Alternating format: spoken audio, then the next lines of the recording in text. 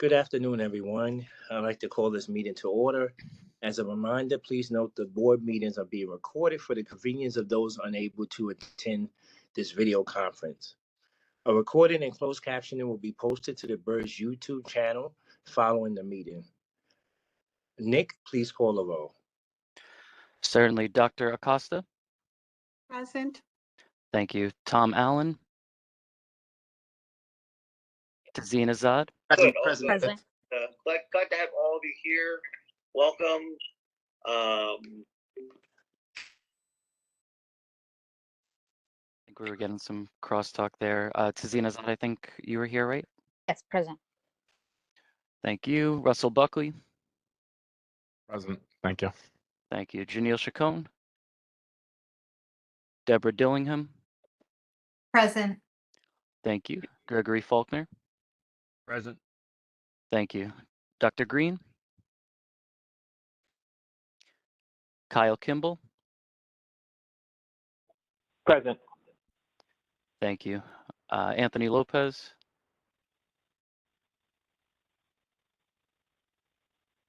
Did he call in before? He's here. Present. Present. Sorry, I had to he was unmute muted. myself. No, Yep. Thank you. John Maderick? Donald Nesbitt? Yeah. Thank you. Alan Ong? Dr. Salas Ramirez? Present. Thank you. Thomas Shepard? Present. Thank you. Karina Tavares? Thank you. And Gladys Ward? Present. Thank you. We have a quorum. Thank you, Nick. The first order of business is calendar item number 1, noting of the minutes of the meeting of the Board of Ed Retirement System held on April 12th and April 20th. Do we have a motion to consider? So moved, Russ. Thank you. Tom. Second time. Okay, when I call all in favor, if you wish to vote on the resolution, please unmute yourself and respond in favor. Similarly, if you wish to oppose or abstain from a particular vote, please unmute yourself and respond accordingly, either oppose or you abstain. So all in favor? Aye, Russ. Aye. Aye, Deb. Clearest. Tom Allen. Tom Shepard. Aye, Gladys Ward. Aye, Anthony Aye, Lopez. Aye, Tazeen Azad. Do we have any opposed or any abstentions? The ayes have it. Thank you. All in favor. That's actually for April 12th. We're going to do a separate motion for now for April 20th. So all in favor of approving the minutes for April 20th, please either state in favor, unmute yourself and state if you're in favor. Aye, Russ. Aye, Deb. Aye, Anthony. Aye, Tom Shepard. Clearest. Any Aye, Tom Allen. Any opposed? Any abstentions? The ayes have it. Thank you all. Next on the agenda is the Executive Director's update. Sandy, would you like to share any remarks with us? Yes, thank you, Donald. Got a few today, so don't hold your breath. So a Galeno update. Galeno versus Board of Education is a class action lawsuit against the Department of Education in which claimants were awarded back pay and credit for counterfactual service.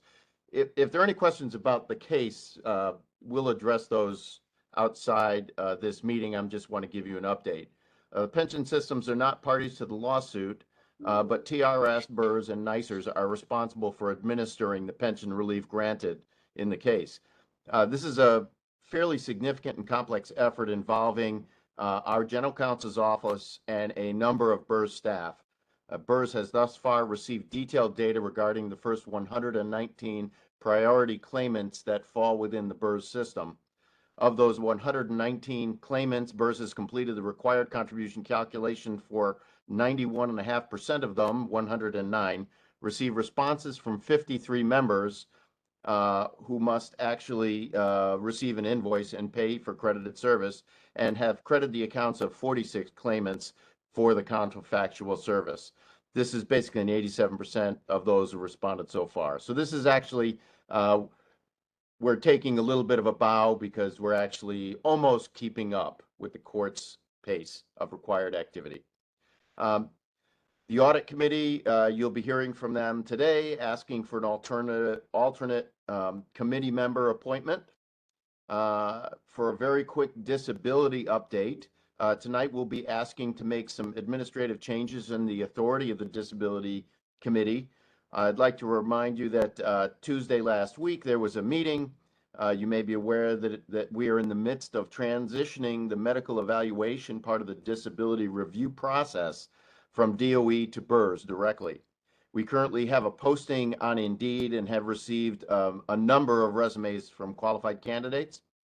During the disability committee meeting, we asked if there were any trustees who were interested in participating in the interview committee to hire physicians for the BERS medical board. We plan to fill at least 3 positions and expect those interviews to be held virtually. If you are willing to help us with that, please reach out to me if you would be willing to participate.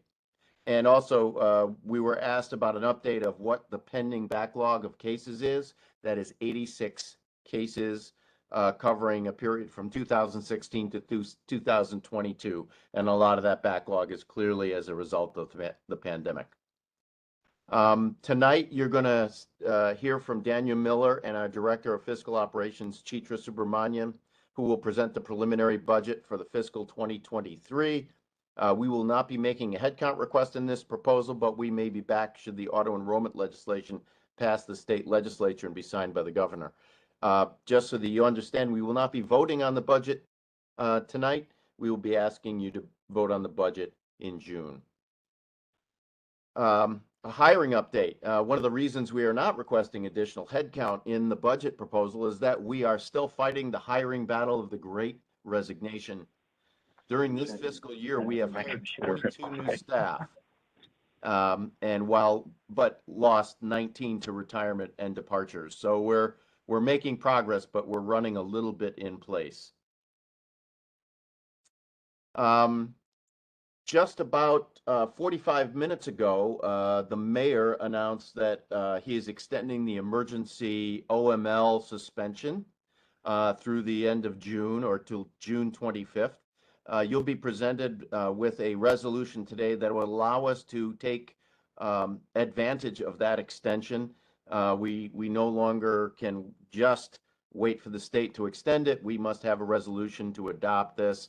You're going to hear from Alex Kazazis on this question, and I credit Alex for getting ready for this. So we had this resolution ready to go.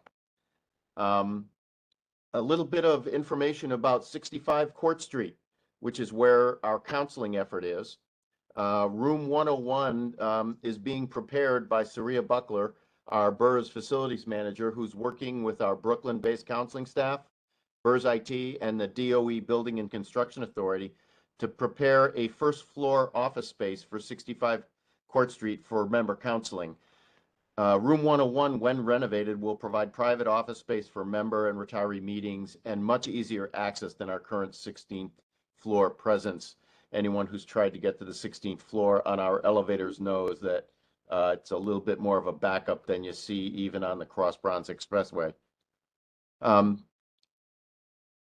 Finally, this past weekend and an early part of this week, we had trustees attending the National Conference on Public Employee Retirement Systems and participating in the trustee educational sessions and the annual conference. I want to thank those that attended.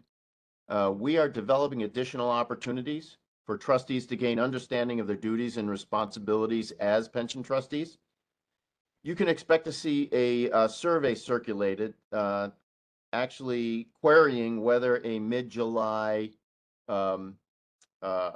training conference would work for our board.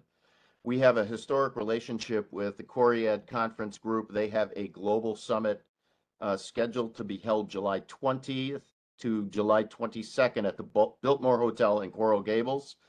We have previously coordinated educational days before this conference and are considering organizing such an event for July 17th to 19th.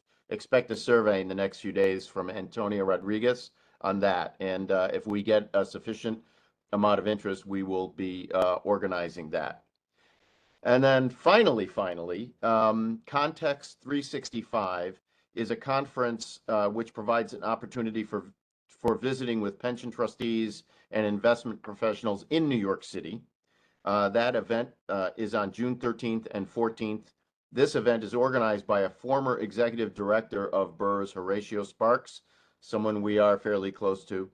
If you have any questions or would like to attend this event, you can reach out to me or to Karen Wong. And I thank you for your attention, and I'd be happy to respond to any questions you have.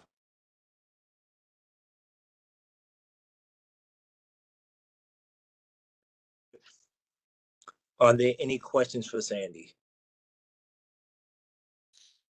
Hi, Sandy. This is Tom. I have one question. So you were talking about renovating the space down at Court Street in Brooklyn for member counseling. I want to know also, would we, or given the space that we have at 55 Water Street, I know that there's some challenges with access to the building. But I would like to know, that said, are we able to also provide space at 55 Water for the same thing, to give members options when they need counseling or services? Well, we have thought about that. We have our sublease limits our ability to bring in non-staff to this building. That said, we are organizing our disability medical board operation for 55 Water Street. And while we have considered 55 Water as a possible location for counseling, one of the advantages of having counseling at 65 Court Street in Brooklyn is that's where you have to go to do everything else related to retirement. So it's actually more convenient for them to meet at 65 Court than to come to 55 Water in almost every instance. And that's, you know, we kind of defer to our own counselors to give us that advice. Thank you. I appreciate it. Thank you, Tom. Thank you, Tom. Are there any other questions for Sandy? Any other questions for Sandy? I'll just make a comment. Sandy mentioned context in both the other conference that's at the Biltmore in July. Two educational opportunities that I myself have attended in the past. The trustees want to get in as much educational opportunities as possible. These are some ways that you can go about doing that. I myself will not be joining this year, as my union convention is this year during the week of my anniversary, and so I had to push it to the next week.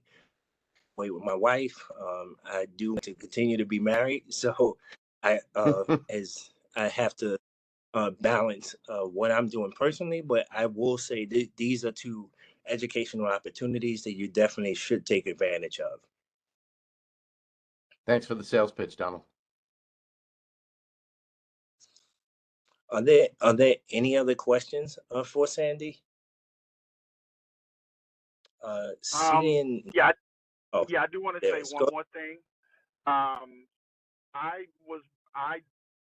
In addition to several of the trustees, as Sandy mentioned, attended the NYCBERS conference. I want to say it was an absolutely amazing experience, and I would, look forward to a dialogue with, Sandy, the team at BERS, and trustees about what investing or what the investments we make with, now the impact that they have on our members, that are approaching retirement, and members that are coming in to the system now, like what the impacts are. And I look forward to taking what we've all learned from the NYCBERS conference and use that for the foundation for a really good discussion and hopefully changes in policy that would allow us to make more effective investments. Thank you. Yeah, thank you, Tom. To your point, we actually even dipped into conversation about, and I know this would be in the future, but we did conversation at NCBERS, and at least begin the question about our investments. Like these were interesting conversation and questions, and no one had really addressed it yet. But this is something that into I know Tom raised a question. So this is something that in the future as a board, something that we can begin to look at.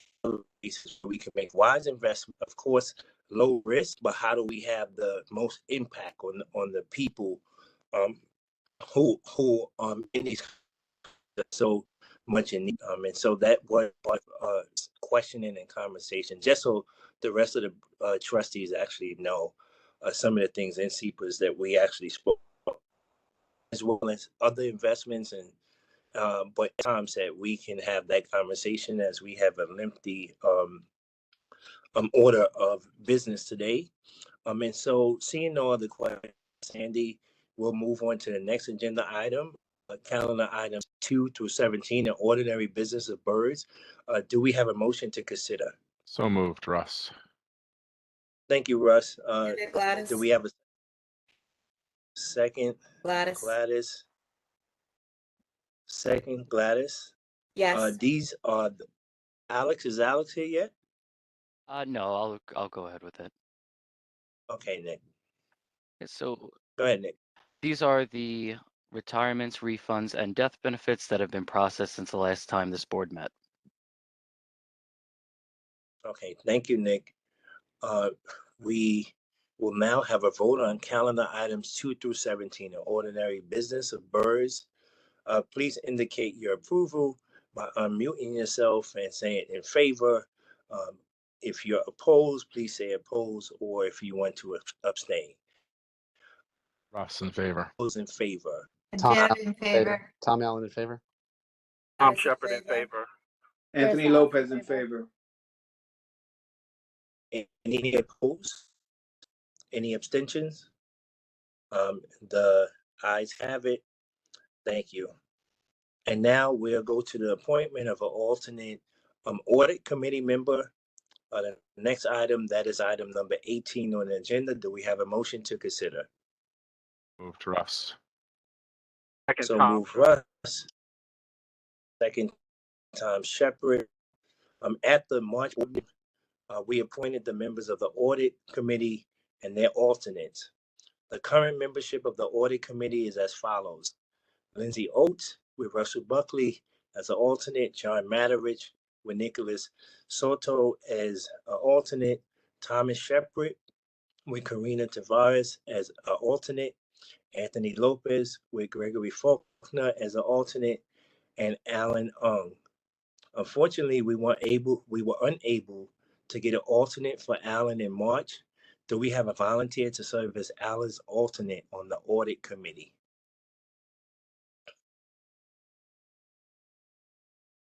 Do we have any other volunteers to serve as an alternate to Alan Ung?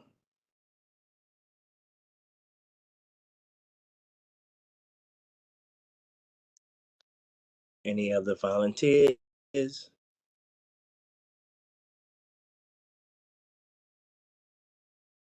Donald, I guess we're gonna have to go back to the sales pitch on that, so. We'll work on that after the meeting. Yeah, what I can say with regards to the audit committee is we meet quarterly, and it's usually about an hour and a half to 2 hours.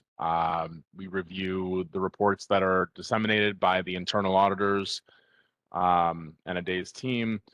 Going through various operational reviews of BERS procedures and processes.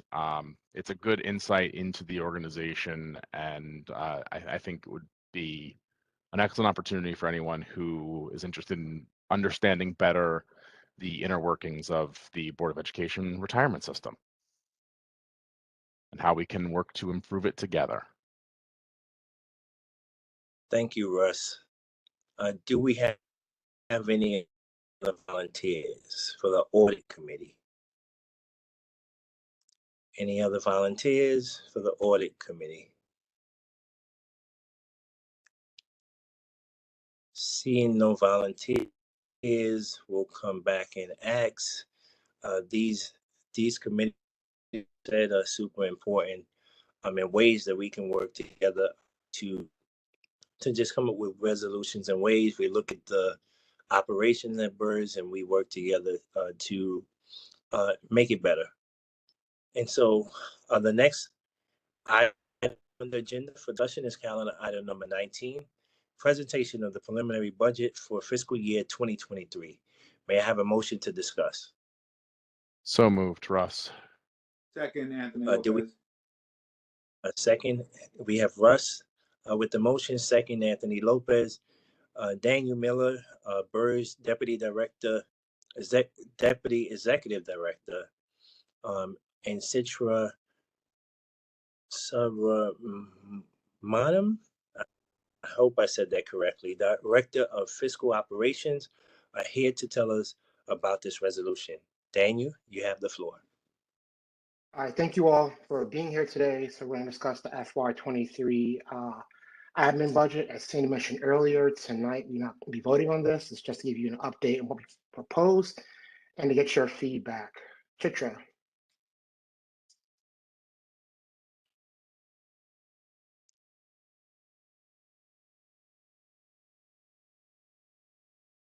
Chitra, we can't hear if you're talking.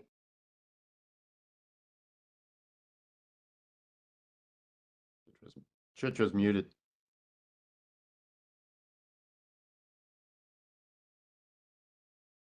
Chitra, do you want to unmute yourself? Yeah. All right, given Chitra's having some tech difficulties there, I can just proceed. So the preliminary budget for FY23 is $34.6 million. Of that, $19 million is for PS, the staff salaries, and $15.6 million is for other than PS, all the other items that we use in a given fiscal year. Next slide, please. Oh, there you go.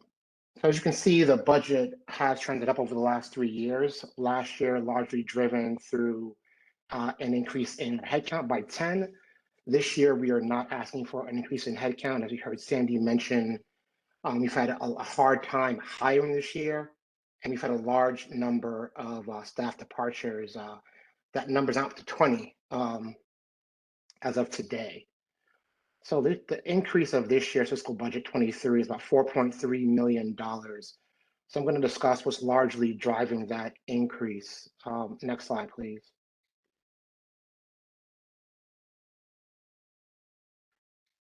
The first item, the biggest increase from last year is $1 million for Velocity contractual obligations. So Velocity is our internal IT system that most units at BERS use for benefit calculations, refunds, transfers, and it's an IT system. So what's driving this $1 million increase is what previous boards have agreed to in those contracts. So these are licensing fees, the hosting fees, support hours, and maintenance services. The next largest driver is the fringe rate has increased from last year to this year, about 2.8%, and that's a $629,000 increase. The next largest item is professional services, and it's about $600,000. What that includes are, which I said earlier, medical doctors for disability unit, it's for fraud protection and identity verification services, as well as cyber insurance. The fourth largest driver of the increase is $370,000. And what we're proposing is to give all staff of BERS a 4% raise. We haven't given staff raises in about 3 years. I think, as you're all aware of, it's been about 8.25% inflation rate this year. It's very competitive to hire right now and to retain staff. We've had 6 retirements this year. The rest of those 20 have left voluntarily. We've even had a person that we fired call us 2 days before the start date and say they got a better job offer and were declining the BERS offer after they had accepted it. Next slide, please.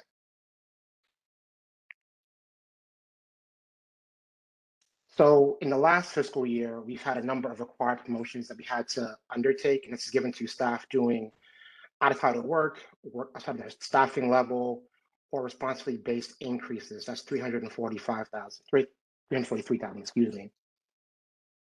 We've also asking to hire additional temps this year, mainly in investments and member services. That will cost us $341,000. And the last three, furniture, computers, and printing services, is to upgrade our current facilities. When we took over 5 Water Street, that was furniture that was held over from the previous tenant, just to replace some of those furniture that did not work, as well as new carpeting from the offices. The computers and other data are driven by laptops for staff to replace those.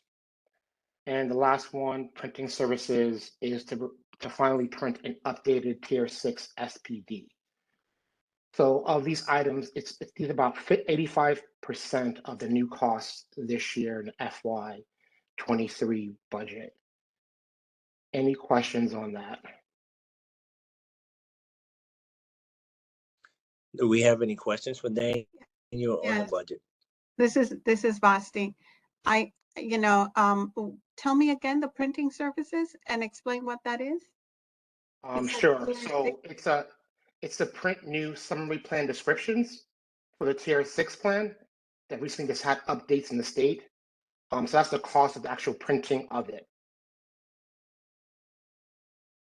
Now, are we still using paper for these things, that people don't go on websites and online to read them? Yep, they are provided online, but we do have paper as well, as some people still prefer just paper.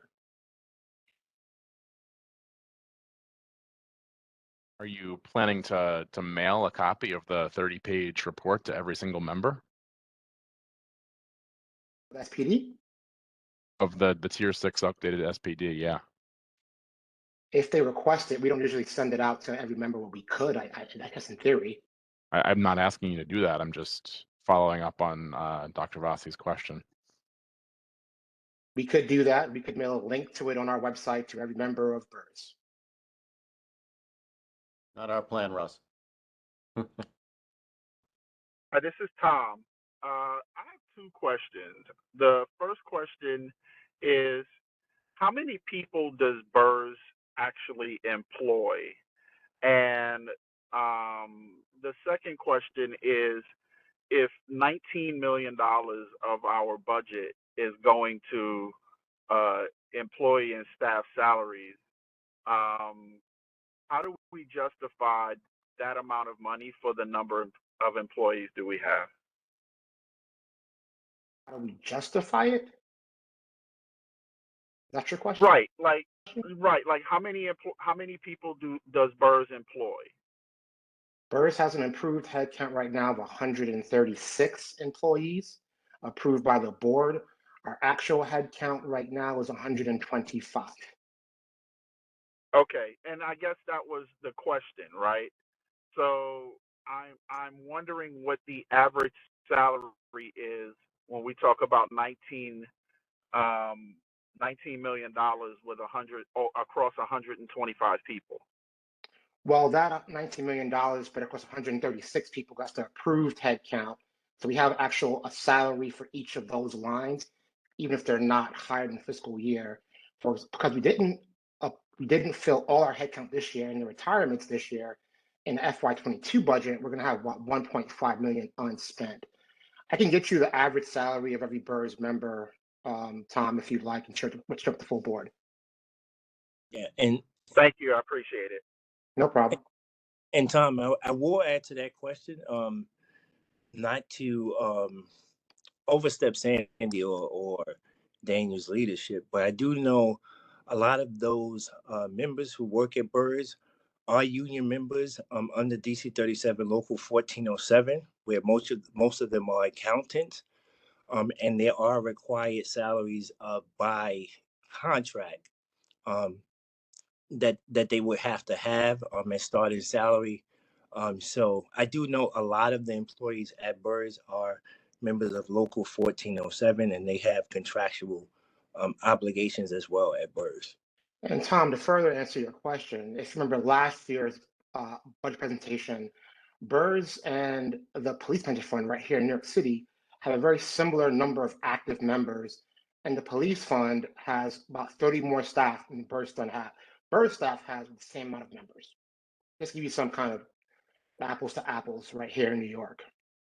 And as well as CEM benchmarking has said that on average, BERS staff does more work than their peer group, the number of staff that we have.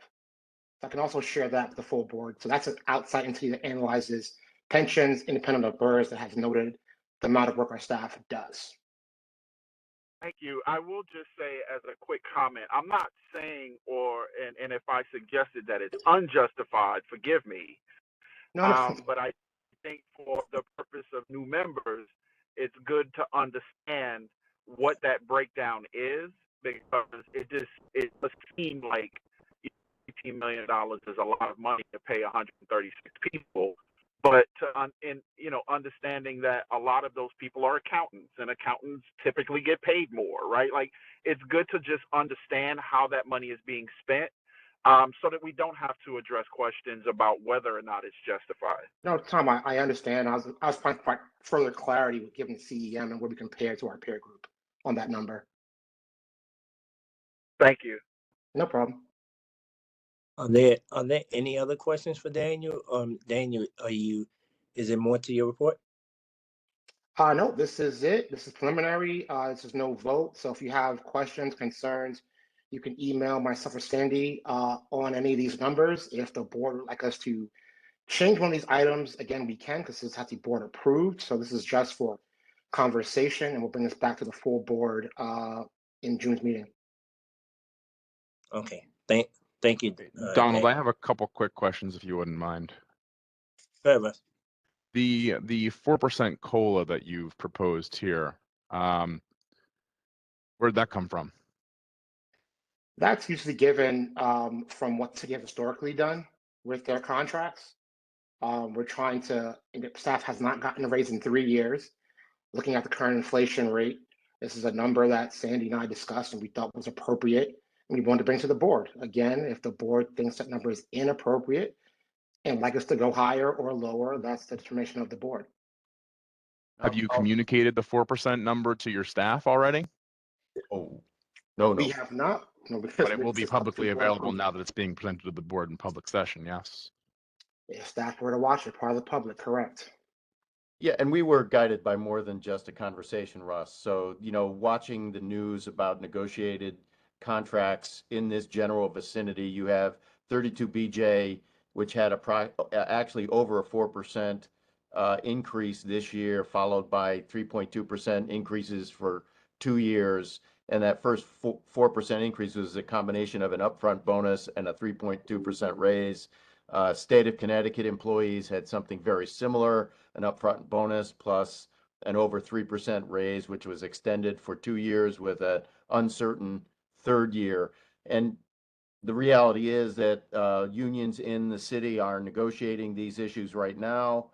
We're just trying to anticipate what is very likely to occur, and what is all it's going to be needed. We're going to continue to lose staff. This is Vasti. I just want to make the comment that I think it's very true. They've had my understanding is that your situation now is you've had vacancies now for some time that you're struggling to fill. That I agree that inflation is really having an impact, and the hiring prospects are pretty dim. And so I think that being able to put some kind of increase, I think, will help you to fill those positions, hopefully. And I agree that the unions will probably be negotiating something close to that.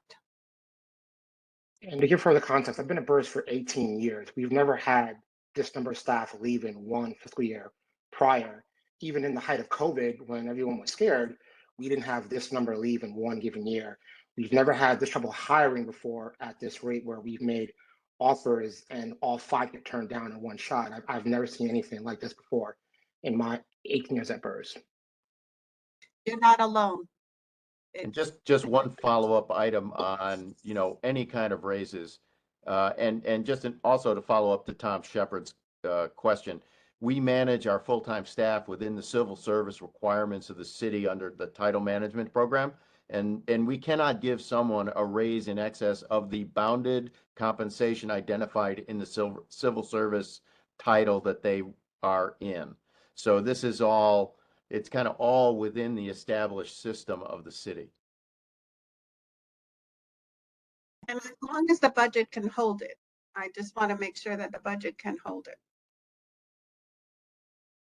Thank you for your comments. Russ, you say you had a few questions. Are you okay, or you have a few more? Yeah, no, so that's the COLA, right? I mean, I guess, stripping out the fringe, which obviously has gone up based upon contractual actual union agreements. I'm not going to quibble about the fringe rate, of course.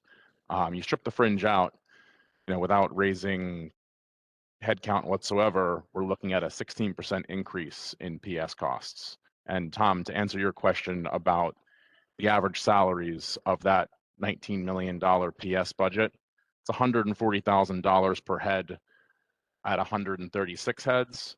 Given the quoted heads that Daniel provided of 125, that makes the average salary 152,000. So just to answer your question up front there. I wanted to also ask. But that number includes fringe. That's not a real salary number. That number includes the fringe, 19,000. That's a good point, Daniel. Thank you. So that's not the real salary. That's a good point, Daniel. Thank you. I wanted to also ask about the required promotions line and whether or not these are promotions that, again, have already been communicated and provided to these employees, or if these are promotions that you are hoping to award in the coming fiscal year. These promotions have been done in this fiscal year, have to be accounted for in the next year's budget. So these are people that, again, by civil service requirement, are doing work outside the current level, and they are required to be compensated for that additional work, or to have taken on this responsibility, and again, are compensated for that work. That's happening in the current fiscal year, and it has to be taken accounted for next year's budget. I'll just close by saying that other pension systems in the city have seen PS increases around 1.7% for fiscal year 23. So this is far in excess of what we're seeing in other pension systems. Thank you, Russ. Are there any other questions for Daniel? Any other questions for Daniel? Yeah, this is Tazeen. I want, and thank you so much, Tom, Russ, Sandy, and Daniel for elaborating. It's very helpful for someone like me. But the temporary salary, I think that line specifically, you mentioned that it's been hard to it's been difficult retaining employees and then also hiring. So do you anticipate that between now, the projected and the final sort of budget, that that number will shift anyway, or will that stay as it is? That's the line we project for next year for the temporary budget. The full-time number hopefully does shift between now and the end of the fiscal year. I don't think it will, given how hard it's been to hire, but that's what we're projecting the temp budget to be.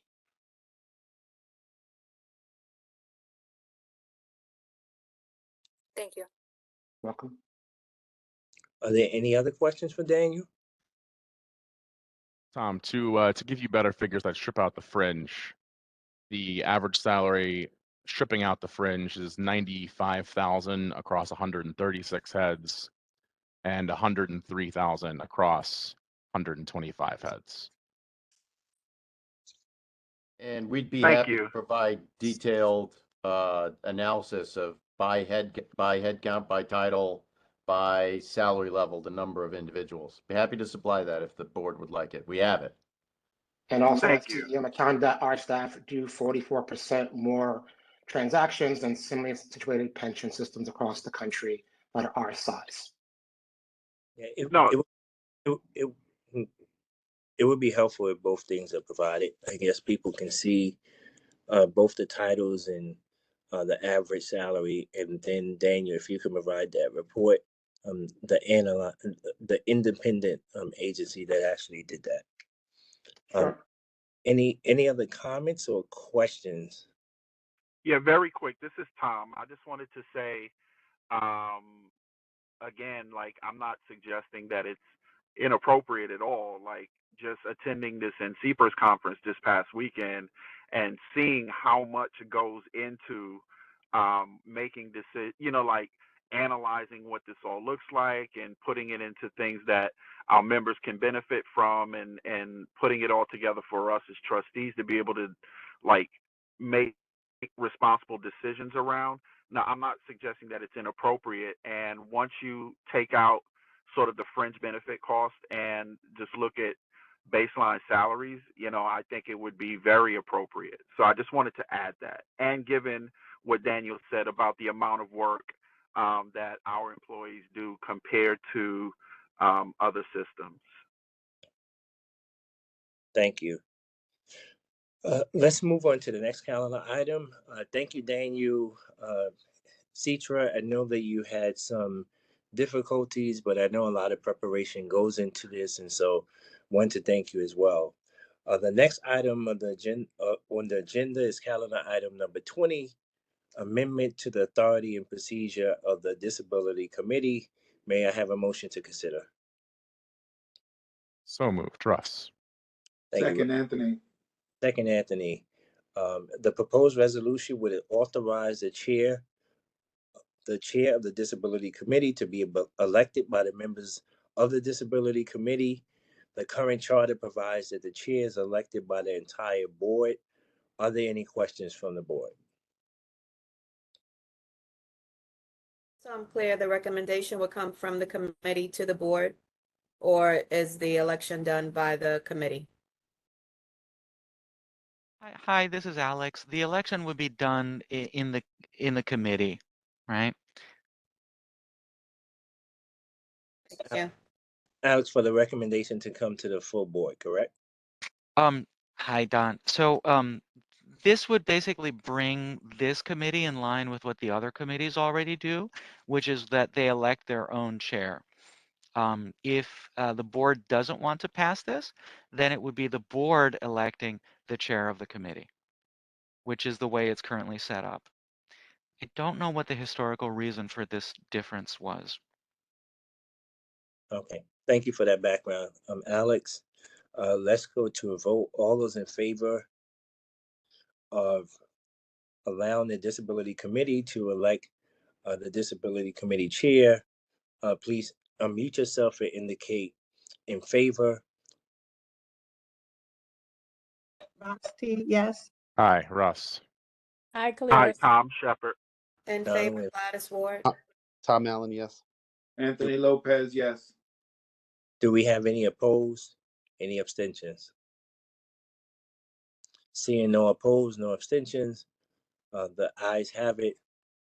The next order of business is adoption of the Disability Committee's recommendations, calendar item number 21. May I have a motion to consider? Hi, So Tom moved, Shepard. Gladys. So moved, Tom Shepard. We have Sorry about motion, that. Tom Shepard. Do we have Anthony Lopez, second. Anthony Lopez second? The Disability Committee met last week and reviewed 9 recommendations regarding member applications for disability retirement. The committee is recommended to the board that the board issue final determinations regarding 8 of these applications. Are there any questions from the board?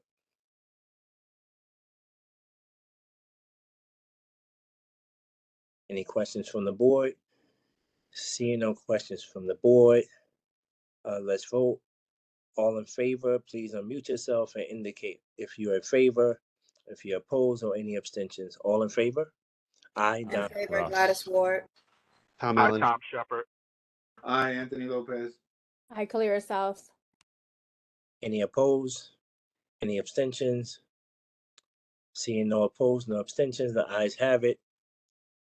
Next item of business on the agenda is calendar item number 22, determination regarding the state of emergency due to COVID-19.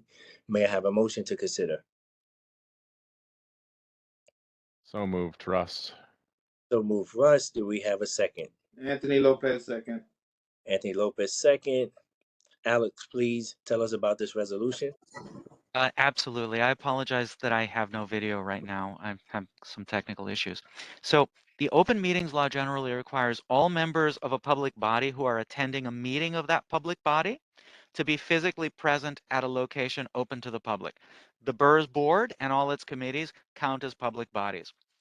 Now, Chapter 56 of the laws of 2022, which was just passed this April, includes an amendment to the open meetings law, which provides that a public body may continue holding fully remote meetings after June 8th, 2022, if a state or local state of emergency is in effect, and the public body has determined that the circumstances of this emergency impair its ability to hold meetings in person. So Governor Hochul has extended the COVID-19 state of emergency through June 14, 2022. Just today, Mayor Adams extended the city state of emergency through June 25th. Now, since both the governor and the mayor have declared states of emergency that are currently in effect, the board is requested to adopt the executive director's determination that the circumstances of this state of emergency, that is to say, the COVID-19 pandemic, impair its ability to hold an in-person meeting. This determination will allow the board and its committees to continue to meet remotely through June 25th and beyond through any extension of the state of emergency. So that's the background. Please let me know if you have any questions. Thank you, Alex. Are there any questions? Are there any questions? State law supersedes local law? So, okay, so Chapter 56 is a state law, and the way that it works is that it allows a public body to continue to operate remotely as long as there is either a state or a local emergency in place in the area in question, and as long as the public body has made a determination. It is the determination that we're asking you for right now. Does that answer your question? It does. Thank you, Alex. Okay, great. Are there any other questions from the board? Any other questions? Are there any other questions? I have one. Yes, that's So the city and state's expiration dates on these extensions are different, if I'm understanding correctly. So, based on the fact that BERS operates under the city, right, we would be bound by the city's extension if the state's expires. Okay, so you need one of the two, right? So you need basically two things. You need, firstly, a determination that this emergency impairs the board's ability to hold an in-person meeting, right? This is what you would be voting on right now. And the other thing that you need is either a state or a city declaration of emergency to remain in effect. Right now, the state emergency is set to expire on June 14. However, it is possible, unfortunately, given the numbers in New York, it is likely that it will be extended again. But really what is needed is either one or the other. And of course, it's up to the board whether the board wishes to take advantage of this opportunity. Thank you, Alex. Thank you, Alex. Are there any other questions? Seeing no other questions, let's go to a vote. Again, if you're in favor, please unmute yourself and indicate if you're in favor. The same as when I ask, are you opposed? You state that, or any abstentions. So all those in favor, Donald, in favor. In favor, Tom. Tom Allen in favor. Anthony Lopez in Favor favor. Gladys Ward. In favor, Kalia Salas. Any opposed? Any abstentions? Seeing none opposed, no abstentions. Donald, I'm going to abstain from this one. Thanks. Okay. Let the record reflect that Russell Buckley has abstained from this. The ayes have it. This motion carries. The next item on the agenda, calendar item number 23, authorization for the rebalancing of funds of the New York City Board of Education Retirement System. May I have a motion to consider? Moved, Russ. Second, Anthony. Second, Anthony Lopez. We have our acting actuary, Mike Salmon, here to discuss. Mike, can you tell us about this resolution? Sure, and good afternoon, everybody. This is our annual project where that calls for an internal rebalancing of the funds of BERS pursuant to the rules, to certain BERS rules. Our calculations are based on information provided by BERS as to account balances in the TDA, as well as variable fund balances of members in the QPP. And based on our calculation, what this calculation does is there's a requirement every year to balance out the amount of assets in these funds to make them equal to the liabilities in these funds. And based on our calculations, the TDA is underfunded as of June 30, 21 by about $184.6 million. And that requires a transfer from the contingent reserve fund to the TDA. And similarly, the variable funds in the QPP are underfunded by $5.1 million. And this amount should be transferred from the contingent reserve fund to the QPP variable fund. If there are any questions, I'd be glad to explain more as to exactly what this is. Are there any questions about it? Any questions from the board? Mike, this is related to the performance of both the variable fund specifically. It's primarily the variable fund. It has to do with timing differences, partly due to timing differences. The way it works, if you want to transfer, let's say, from one TDA fund, from the variable TDA fund to the fixed TDA fund, you can only do that on a quarterly basis. But the amounts are moved today based on a unit value as of the last quarter, for example.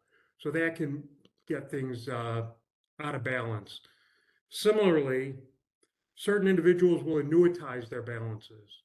So let's say somebody has $100,000 in their TDA, and they say they want, instead of just taking $100,000 in one lump sum when they retire, they say, I want to take it as an annuity over the rest of my life. So they want to take it as $10,000 a year for the rest of their lives. Obviously, depending on how long they live, the $100,000 will either be too much or too little.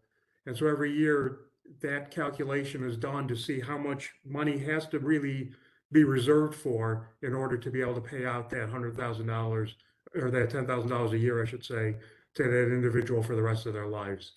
So it's an annual calculation that we've been doing now. Well, it's really required to be done every year. And it's an ongoing process that each year things get a little out of balance, and this is to move things back more into balance. Thank you. Appreciate that. Oh, sorry, Russ. No, go ahead, Tom. Anything else? Yeah. So I want to, using the example you just gave, I guess a question that I have is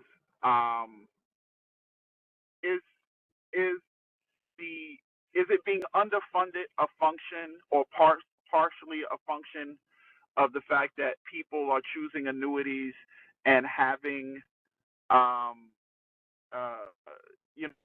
be collecting for longer periods of time? And if so, is there a way to recalculate what that looks like so that we're not underfunded? That's a very good question, Tom. And yes, that is a part of the issue here. So my example was that somebody has $100,000 and they decide they want to annuitize it, and we look at the tables that are used, and that turns out to be that this individual is entitled to $10,000 a year for the rest of their lives, that the $100,000 is just enough to be able to fund $10,000 the rest of their life. Where that table comes from, that's in the law, that can't be changed. And to be honest, that table is based on older mortality tables from years ago that predicted shorter lifespans. So there's nothing that can be done. People are living longer, which is a good thing. And the way that the shortfall is made up is by larger contributions to the QPP. So when we do our annual calculation of what the employer contribution to the QPP is, we take into account the possibility of these shortfalls. Does that answer your question, Tom? It does. Thank you. You're welcome. Are there any other questions for Mike? Any other questions? Oh, actually, I'm sorry. There is one more question. I'm sorry. Do you anticipate those tables being changed at any point to accurately reflect where we are now? Well, one of the problems, well, I shouldn't say a problem, one of the rules we have to deal with is the constitutional protection, where nobody's benefit can ever be reduced. And so one of the issues is we cannot use a new table that would provide the member with a smaller annuity because we know they're going to be living longer. It could be changed for future members. You can always do that. So at some point, the table could be changed for anybody who becomes a member after a certain date. But for any current member, nothing can be done. And if you think about it, on the QPP side, it really only affects tiers 1 and 2 because those are the tiers that have variable units in them or variable annuities in there. And so the QPP amounts are very small and will be going away. And ultimately, this will be mostly a TDA issue. So it could be done for future members at some point. Thank you. Any other questions for Mike? Any other questions for Mike? Seeing no other questions, let's go to a vote. If you are in favor, when I call out all in favor, please unmute yourself. Please state that.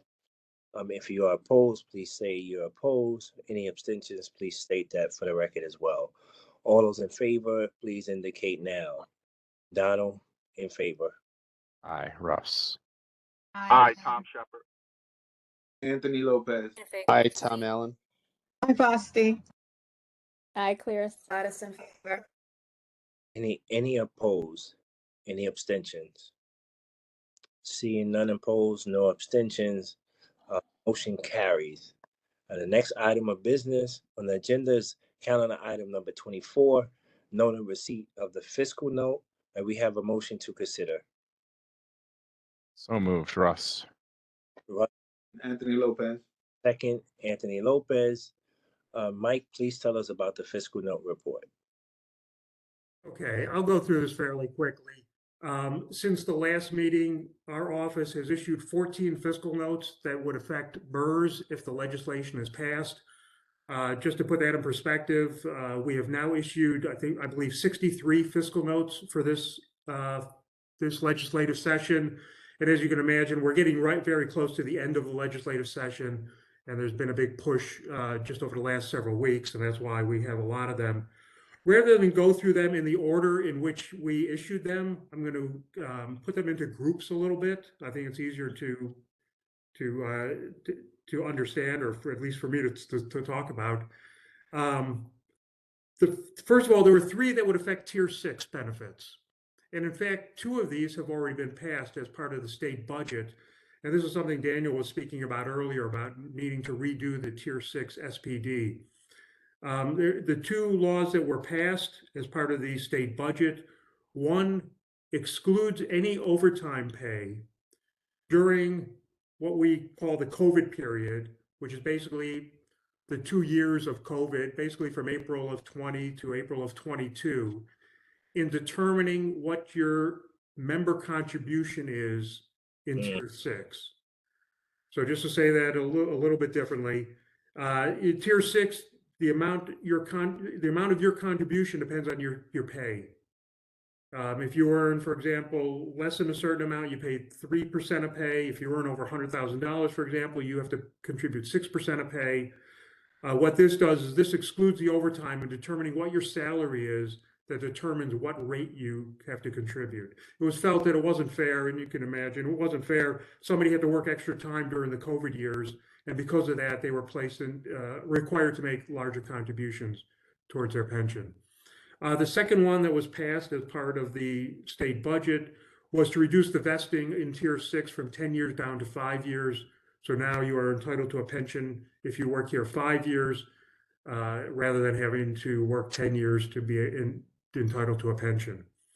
The third one that was related to Tier 6 that the rest of these I'm going to talk about have not passed. They're not laws yet. They may or may not become laws in the future. But the third one related to Tier 6 would reduce everybody's member contribution to the 3% level. So whether you're contributing 4.5%, 5 3/4, 6, everybody would contribute 3%. Next, there were 4 fiscal notes we did, all related to the cost of living adjustment. Right now you get a cost of living increase. Once you retire, your pension is increased every year, equal to half of the CPI, up to $18,000 of your pension, and no less than 1%, no greater than 3%. The 4 COLA fiscal notes that we did, or the legislation to enhance the COLA, one would reduce the eligibility down to age 55 with 5 years of service. Right now, you have to wait till you've been retired 10 years instead of 5 years. The second one would increase the COLA rather than equal to 50% of CPI, it would be equal to 100% of inflation each year. The third one would increase the $18,000, which is the amount that the CPI, that the COLA is adjusted by. It would increase the index the $18,000 over time. The last one would increase the maximum COLA that could ever be provided from 3% to 5%. Anyway, there are four pieces of legislation out there, all to increase the potentially increase the COLA. And some of that reflects the fact that inflation's been high and the pensioners are having a tough time to keep up with inflation. The next two are related to being able to purchase pension credit for military service. One is for active members. Right now, the way the law works, you can only purchase service for military service if you were honorably discharged. This would allow you to purchase service in a couple of cases, in certain cases where you were dishonorably discharged. There's also the second military piece of legislation related to purchasing military service. Relates to people who retired before May 31 of 2016 and who fought in certain conflicts where at the time those conflicts did not allow them to purchase military service. Two were related to World Trade Center benefits, and it's really the same. We did two separate, but it's basically the same piece of legislation. In order to be eligible for World Trade Center benefits, you have to prove that you were down there helping clean up back on September 11th or soon after September 11th, 2001. You have to file a form. That form that needed to be filed, the deadline is this September 11th. This legislation would extend the deadline 4 years to September of 26. The next one would allow BERS and all the NYCBERS to invest in make other investments. It would basically increase what's called the basket clause from 25% to 35%. In other words, allowing for more diversification of the investments in the plan. The next one The second last one I'm going to talk about would extend, well, let me back up.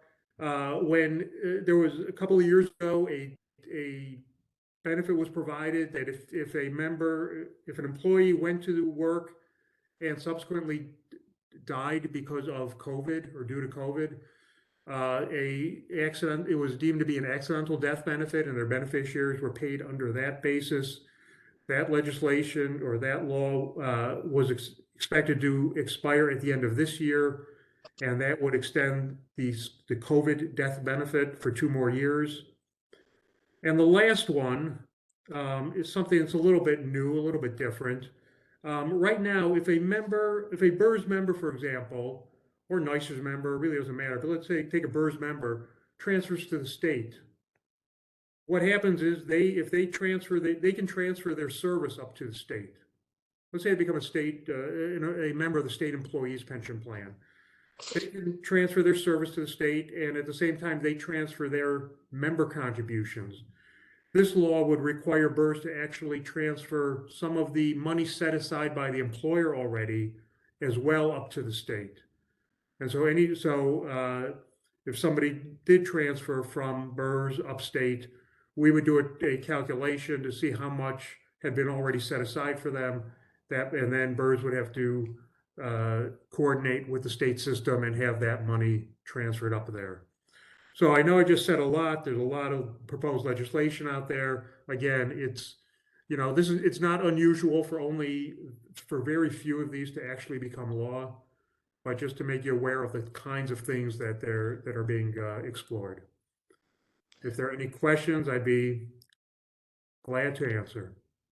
Thank you, Mike. Are there any questions from the board? I have a couple.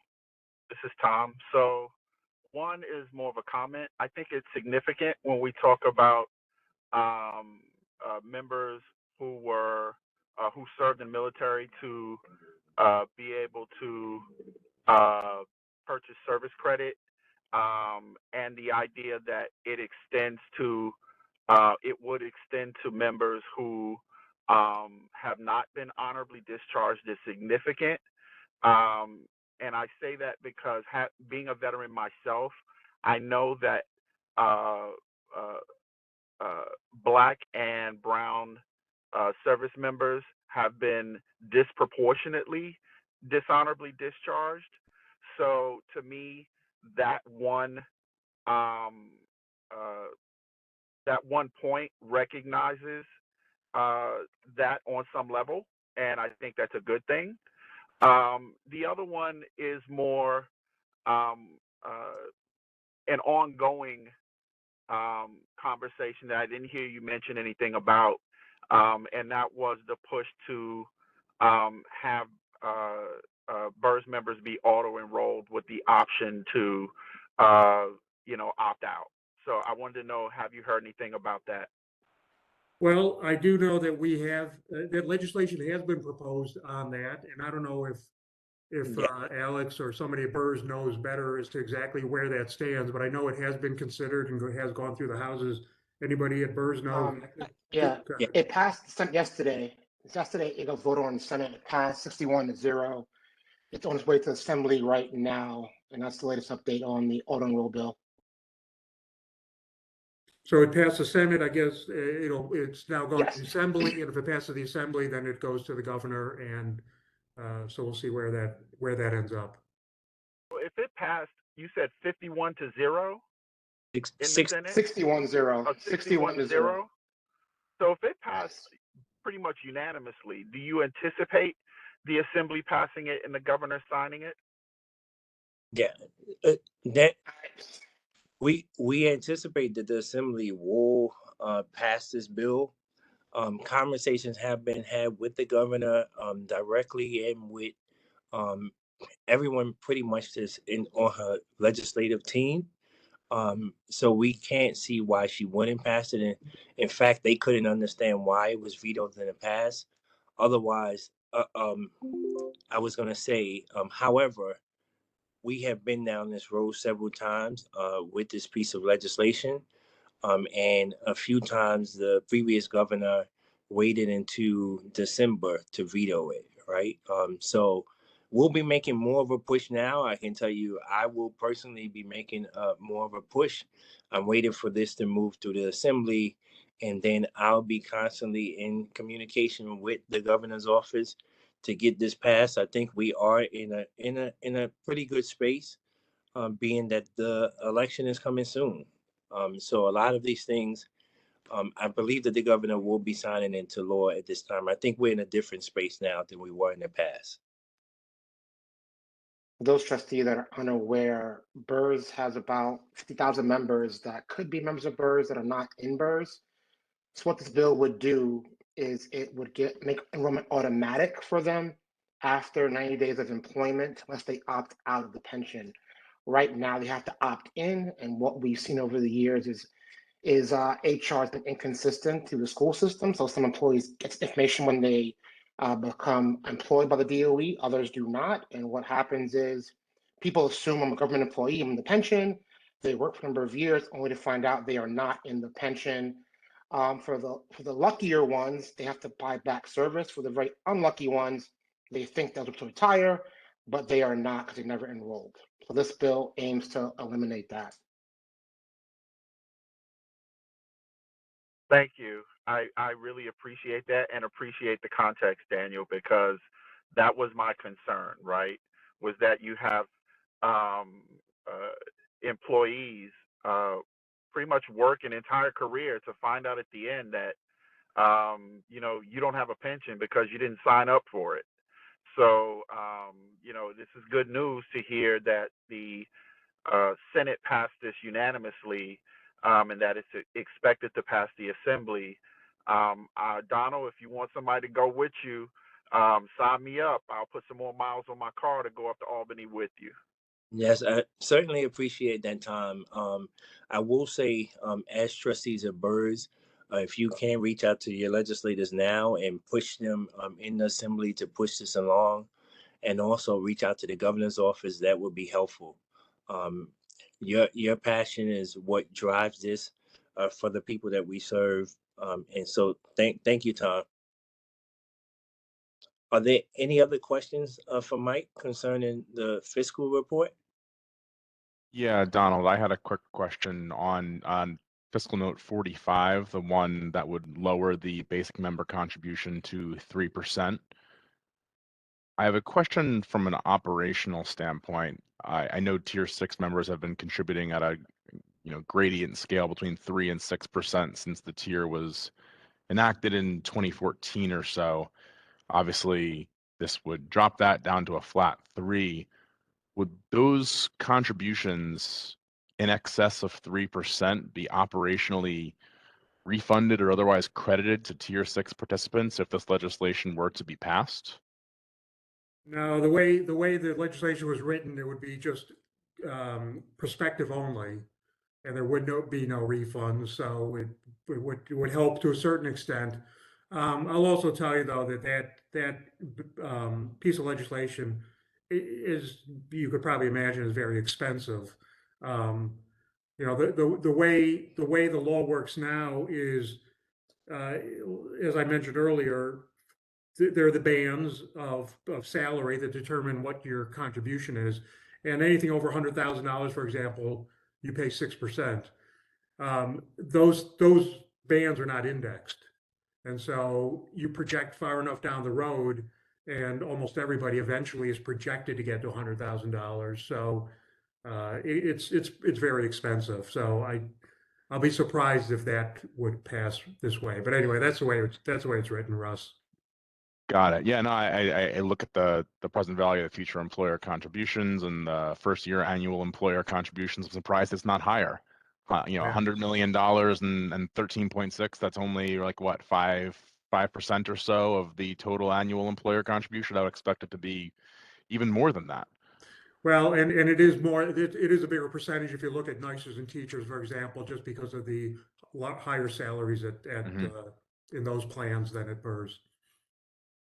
Fascinating that any contributions that tier 6 members would have made above that flat rate would just, I guess, stay in the pension.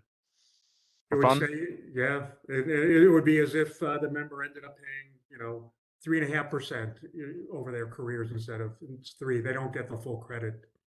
Love to pay more for a product of the same type. Russell, that's historic too. When Tier 4 was changed, 10-year cap contributions, those that paid over the 10-year period also did not get refunds. So that's Didn't go that money just stayed with the pension. That didn't go into a TDA. They didn't get refunded. Nope. Goodness That gracious stayed me. right in the pension. Well, I guess that will help with the health of the pension going forward if a legislation like that would pass. Thank you, Donald. Thank you, Russ. Thank you, Mike, for that report. The next calendar item is calendar item number 25, discussion regarding the proposed equity for surviving spouse act. May we have a motion to discuss? So moved, Russ. Russ with the motion, second. Lopez, second. Anthony Lopez, second. Thank you, Marta. Can you Yes. tell agenda item? Yes, hello.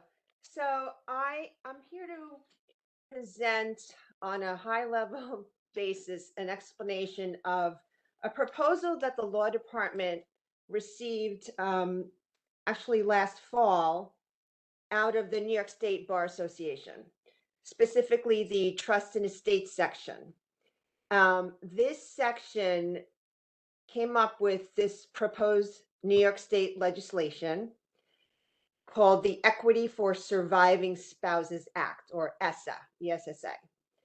So to explain basically what the proposal would do, it would do the following. It would require that all of the New York State and New York City defined benefit plans, of which obviously BERS is one, that must change the default retirement benefit from a single life annuity to a joint and 50% survivor annuity, with the member spouse having the survivor annuity. So it in essence defaults the member's retirement benefit to a survivor benefit instead of allowing the member to choose the type of benefit to receive, either maximum or to select an option. And the only way that that default could be changed would be if the member spouse consents in writing to any reduction of this mandated spousal survivor benefit. So it in essence, like I said, defaults the benefit for a spousal benefit unless the spouse consents in writing to a reduction of this type of benefit. There are a handful of states in the United States that have a type of plan like this, but essentially it's never been proposed in New York State. And again, this is not legislation that has been introduced. I just want to make that clear. This is a proposal out of the Trust and Estates Bar Association. And the reason why the law department was provided this proposal is because one of the members of my division, the Deputy Chief Spencer Fisher, sits on the labor committee at the Bar Association. So he was provided this proposal. And once we received it, we forwarded it immediately to the general counsels of all 5 funds so that the GCs can review it and comment on it. And there are formal comments due on this proposal June 1st, so next week. And I am going to allow Alex to speak to some of the concerns that the GCs have been discussing with us, just as a general matter. Nothing's been submitted in writing yet to the Bar Association, but the GCs and I we've been meeting and discussing the proposal in general. And so I'm going to turn it to Alex so he can discuss the concerns that have been raised. Thank you very much, Marta. So we've had a number of discussions, the different general counsels of the systems, and we have a number of concerns for which we believe that the boards should not support ESSA, this proposed legislation. I'm going to talk you through this a little bit, what our rationale is. And if the board has no objection, I will be co-signing a letter with the other general counsels advising the New York State Bar Association of our position on this. And of course, I'm also happy to take any questions. So as a threshold matter, it needs to be stated what the default is right now under the existing law. Members of BERS and the other systems can designate anyone they want or no one at all for their various death benefits. So this means that when they are retiring, they're free to select what is known as the maximum with no optional modification, no beneficiary at all, or if they choose a beneficiary, to choose one of their children, to choose some other relative, or an unrelated person. Similarly, with regard to their pre or post-retirement lump sum death benefits, they can choose anyone they want in whatever proportions they want or any combinations of who they want. This legislation, proposed legislation, would impose significant restrictions on the members' rights to choose freely. The New York State Bar Association, I believe, is coming from a place of wishing to bring public pension benefits in line with certain regulations that apply to the private sector under ERISA, which is the statutory scheme from 1974 that governs private retirement plans for the most part. And we believe that some of the assumptions behind this are somewhat obsolete. And so, for example, there was, I believe, the relevant provisions of ERISA come from the 1980s and contained an assumption that the working spouse would more likely be the man, the husband. This assumption is not true with regard to the BERS membership right now, which is 73% female, right? So rather than giving additional protections and rights to the wife, this would restrict, in practice, be restricting the wife's ability to choose, right? So the first issue is a significant and, we believe, unwarranted restriction on a member's existing core right to select retirement options. Now, one thing that needs to be noted about this restriction is that there's likely to be a constitutional element to this. This is similar to something that Mike actually brought up earlier in regard to another piece of legislation. The state constitution prohibits the curtailing of an existing member's retirement rights, which basically means that we would likely expect a constitutional litigation were such proposed legislation to be passed. We think it would make sense to try to steer clear of that if at all possible. Another consideration is administrative burden. And this sort of has two components. The one is that we would need costly systems development to adapt to these changes. The other is that it would place additional burdens on BERS staff. So for example, we would have the responsibility of determining whether a person is actually married, finding the spouse and communicating with them. It would hold up the retirements of members who are looking to retire, let's say under max, but don't yet have the waiver, which in some cases, it could be the difference between whether a member is able to retire before they are terminated or not. So there could be implications in terms of a member's rights.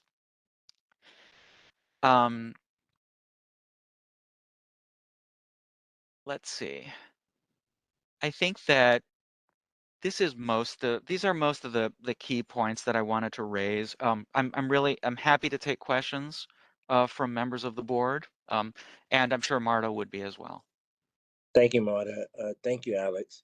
Are there any questions from the board? This is Tom. I hear what you're saying about um, like issues, but I'm not understanding like how it would curtail rights, right? Like, you know, it would seem to me, and you could correct me, and you're the lawyer, I'm not. You know, having something in place that says that, you know, if someone passes away, that, you know, a sort of chain of, you know, who benefits would go to if, for example, a person hasn't elected any beneficiary. So I'm interested in knowing.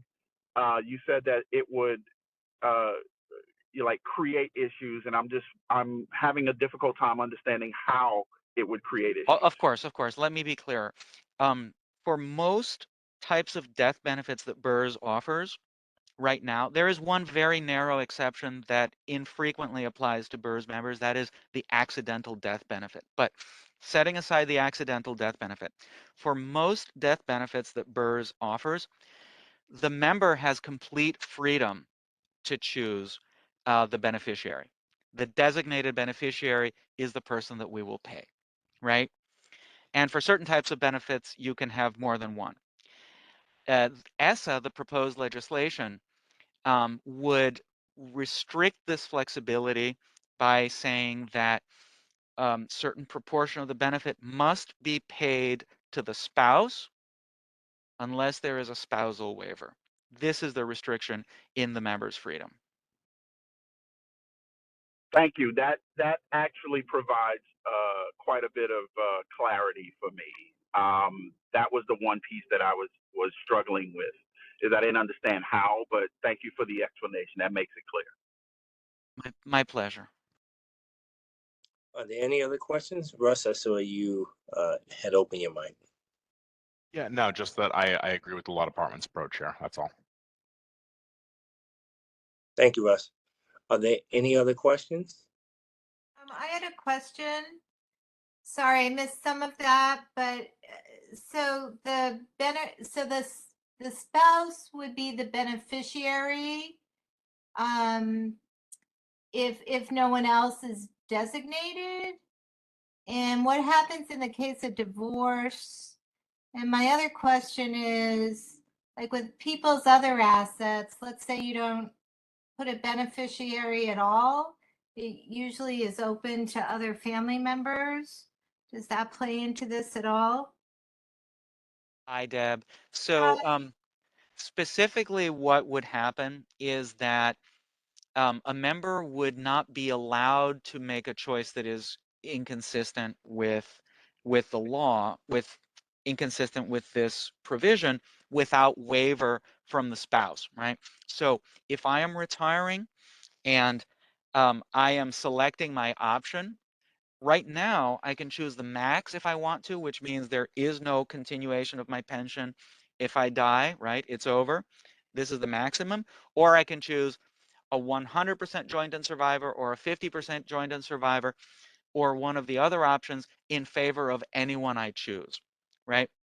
Now, if I don't choose a beneficiary, if I choose the max, then I would receive a higher pension benefit each month while I live, and there would be no continuation of my pension after death, right? So this is the default scheme, the way it works right now, and ESSA would impose a restriction on the selection. Now, as I understand the proposed legislation, Marta, I believe that if a member is divorced, or in fact, I think legally separated, this restriction would not apply, if I remember correctly. You're correct. You're correct. Okay, thank you. But yes. it does not, but in terms of, you're pointing out Alex's choice, it would not, let's say, allow a member to, if they so choose, leave an option for like a special needs child, for example, who would require care. Instead, the default would be for this option to be a spousal benefit only. So it could contravene, it does contravene the ability of the member to kind of control, what would happen when that member passes away. Thank you, Marta. This is a really good point. I mean, the basic point is this, that the member is the argument, we would argue the member is in the best position to decide who needs this economic support. And there are different situations that apply to different families. A blanket restriction like this, we believe, would not be in the public interest. Deb, I hope that I've answered your question, but I can give more information if not. Yes, thank you, Alex. Thank you, Deb. Thank you, Alex. Thank you, Marta. Are there any other questions for Alex or Marta? Any other questions? Seeing no other questions, the next item on the agenda is calendar item number 26, adoption of video conferencing procedures. May we have a motion to consider? So moved, Russ. Thank you, Russ. Do we have a second? Anthony Lopez. Second, Tom Shepard. There you go. Anthony Lopez, second. Alex, can you please explain this resolution to us? Of course. So this is related to calendar item 22, when the board adopted the executive director's determination. It is related, but it's not the same, and I'll explain. This is also created by Chapter 56 of the laws of 2022. And this is creating a kind of carve out, not for situations where there is a general emergency, but for situations when a specific board member has a specific emergency and needs to attend remotely. So we have prepared basically a set of draft rules, which I distributed, or Sharon distributed on Friday, regarding the way that these situations would be handled. And this would permit a member of the board in certain extraordinary circumstances to attend a board meeting remotely, even in the absence of a broader general emergency. Thank you, Alex. Are there any questions from the board? Hi, this is Tom. So I just want to, so this is what we're proposing in response to the change in the open meetings law that allows for us to be able to conduct hybrid meetings in under these types of circumstances. Am I correct? Exactly. This is, okay, yes. So this is for what you would call a hybrid meeting, where the meeting generally is taking place in person, but certain members would be allowed to attend remotely if if there is a specific situation that applies.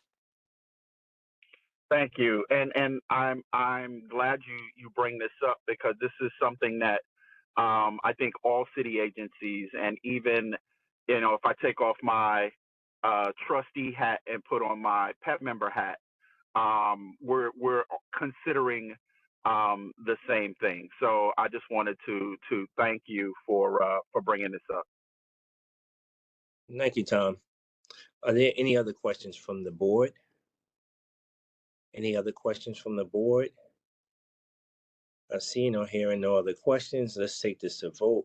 All those in favor, please indicate by saying you're in favor. Any opposed, please state that, or any abstentions. I'll begin. Donald in favor. Tom Shepard in favor.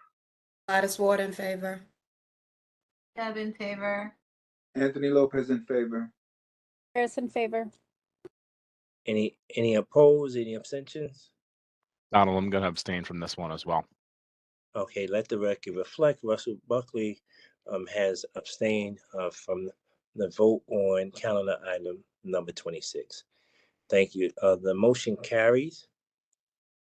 The next item on the agenda is calendar item number 27, authorization to enter into agreement with Citrix System Incorporated to provide a virtual workspace. May I have a motion to consider? So moved, Russ. Thank you, Russ. Do we have? Second, Anthony. Okay, second, Anthony. Sandy, can you please tell us about this resolution?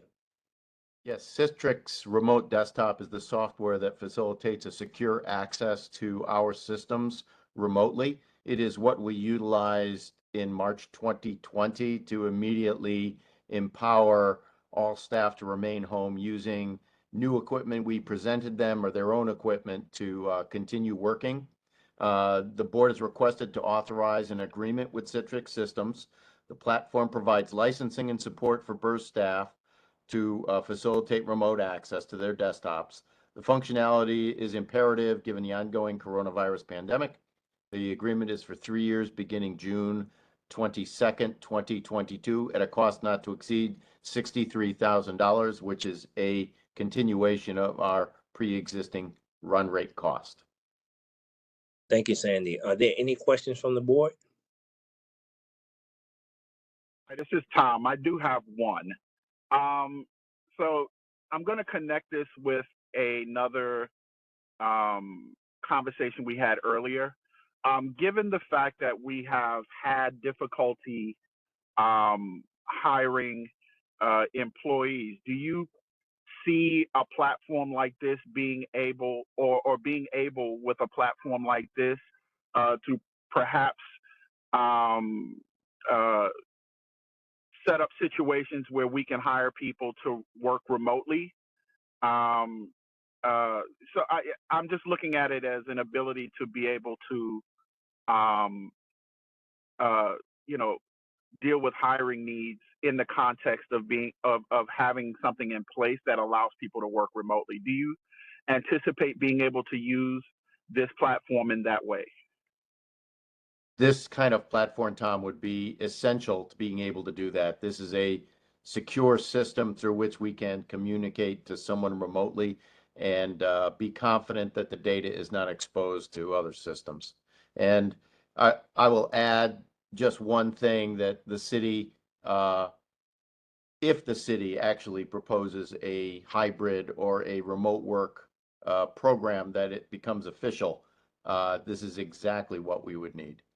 Yes. Thank you, Sandy. I appreciate that. Thanks, Tom. Deb, do you have a question? Okay, is my hand up? Yes. Sorry. Thank you. Are there any other questions? Are there any other questions? Seeing no other questions, please, let's go to a vote. All those in favor, please make that known. Any opposed or any abstentions here? In favor, Donald? Aye, Russ. Hi, Tom Shepard. Ivan. Aye, Anthony Lopez. Hi, Deb. In favor, Gladys Ward. Any opposed? Any abstentions?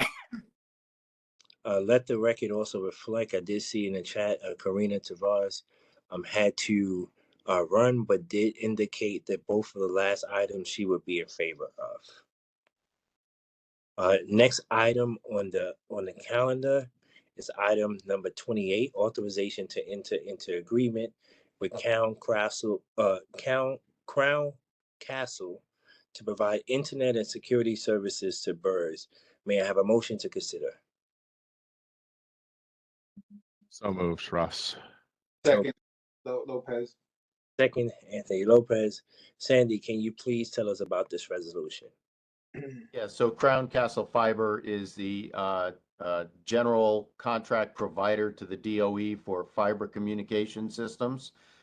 This agreement will replace an agreement we have with a company called Lumen, and also facilitate the move of our server systems from 65 Court to Weehawken. Crown Castle, under the DIIT contract, will provide 1 gigabyte to 10 gigabyte service between our 3 backup nodes, which are Weehawken, 65 Court Street, and 55 Water, and they will be connected, all 3 units, for backup. We're requesting the authorization to sign this agreement with Crown Castle. They will be providing the circuits to cover these 3 locations. This is also part of the DOE's requested space remodeling efforts, which facilitate our move to Weehawken. The agreement is for 1 year at a cost not to exceed $75,000. Thank you, Sam. And this is actually the amount we had in the fiscal 2022 budget for this service, and it's a continuation of those contract agreements. Thank you, Sandy. Are there any questions from the board? Are there? This is Tom. Yeah, quick question. Is this part of what we would have as a disaster recovery plan? So in case something goes wrong, we have backup systems? Exactly. We have automatic failovers to Weehawken, to 65 Court Street from 55 Water, and all the reverses. We also have power backups in all those locations. Yes, this is part of our comprehensive disaster recovery infrastructure. Thank you, Sandy. Thank you, Tom. Are there any other questions from the board? Are there any other questions? Seeing no other questions, thank you, Sandy. Let's take this to a vote. All those in favor, please indicate. Any opposed or any abstentions, please indicate. Donald in favor. Russ in favor. Gladys Ward in favor. Tom Anthony, Shepard in favor. Anthony Lopez in favor. Any opposed? Any abstentions? The motion carries. Members of the board, this concludes the agenda for this meeting. The next meeting of the NYCBERS Board of Trustees is scheduled for June 21st. Details are to follow. May I have a motion to adjourn? So moved, Russ. Move Tom Shepard. Russ, second Tom Shepard. All those in favor of adjourning the meeting, please indicate your approval. Aye. Aye. Favor Gladys Ward. Aye, Donald. Aye, Anthony. Any opposed? Any abstentions? The motion carries. Thank you all. The meeting is adjourned. Have a good evening, everyone. And please stay safe.